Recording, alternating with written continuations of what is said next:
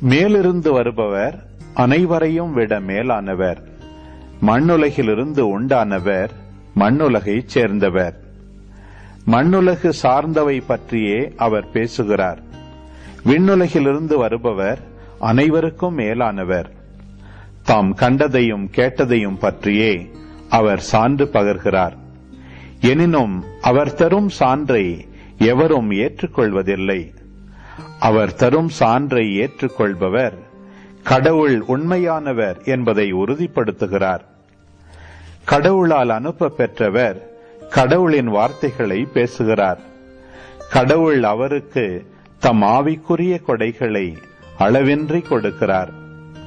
தந்தை மகன் மேல் அன்பு கூர்ந்து அனைத்தையும் அவர் கையில் ஒப்படைத்துள்ளார்.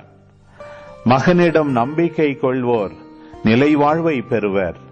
நம்பிக்கை கொள்ளாதோர் வாழ்வை காண மாட்டார். மாறாக கடவுளின் சினம் அவர்கள் மேல் வந்து சேரும்.